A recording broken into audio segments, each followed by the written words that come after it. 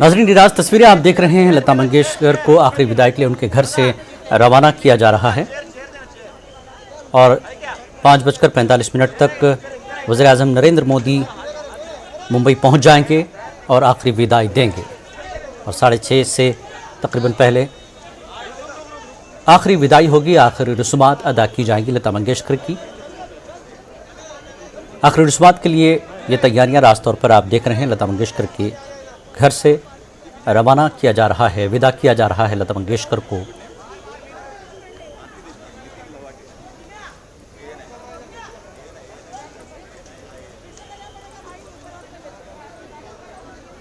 तो 6:30 बजे अक़ीदत और एहतराम के साथ आखिरी रस्मात अदा की जाएगी।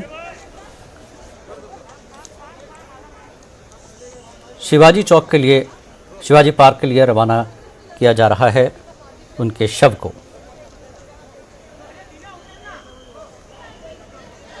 ये शिवाजी पार्क की आप तस्वीरें देख रहे हैं और ये मकान से रवाना हो रही हैं लता मंगेशकर।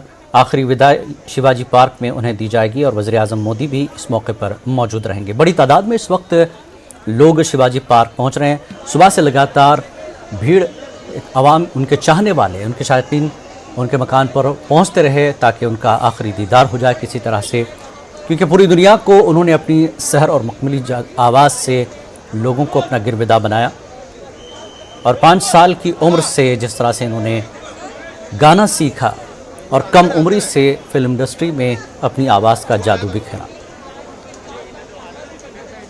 और अहम बात यह है कि मधुबाला से प्रीति जिंटा तक अपनी आवाज़ देने वाली ये पहली ऐसी गुलकारा हैं जिन्होंने कई नस्लों को बदलते माहौल में हर गाने को एक चैलेंज के तौर पर लिया, चाहे वो ब्लैक एंड वाइट फिल्मों की बात हो या कलर सिनेमा की बात हो। मधुबाला से प्रीति जिंटा तक के गाने इन्होंने गाए हैं। आज पूरा मुल्क शोक मना रहा है लता मंगेशकर की इस दुनिया से विदाई पर। 2 रोज़ा कौमी शोक का भी ऐलान किया गया है और तमाम मुल्क के सियासी लीडरान, चाहे वो वज़ीर आज़म नरेंद्र मोदी हो, सदर जमहूरिया रामनाथ कोविंद हो, उसके बाद मुल्क की हर रियासत से सियासी लीडर, चाहे वज़राए आला हों, उन्होंने ताज़ियती पैगामात दिए हैं अपने मीडिया को। और इस वक्त कोई ऐसा शख्स नहीं है जो लता मंगेशकर के इंतकाल की खबर सुनकर सदमे से तड़प ना उठा हो।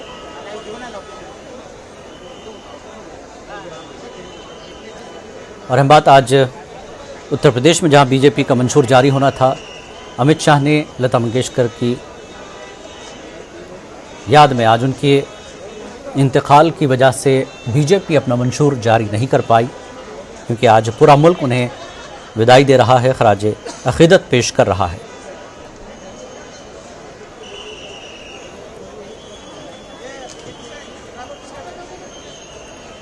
और इधर तेलंगाना के वज़ीर आला KCR ने भी लता मंगेशकर को खराज पेश करते हुए ताज़ियत का बयान दिया है।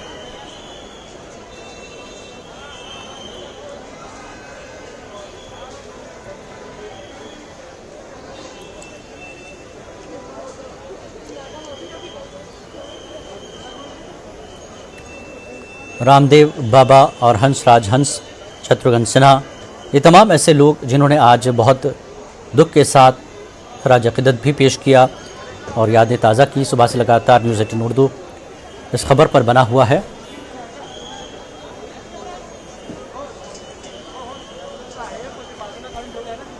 लता मंगेशकर जिन्होंने 25 से 30 हज़ार के करीब गाने फिल्म इंडस्ट्री को दिए हैं, अभी अंदाज़ा लगाना मुश्किल है क्योंकि Guinness book of world record में भी ये चीज़ें दर्ज हुई हैं और कई ऐसे गाने हैं वो छूटे हैं। ऐसा कहा जा रहा है कि अनगिनत गाने हैं।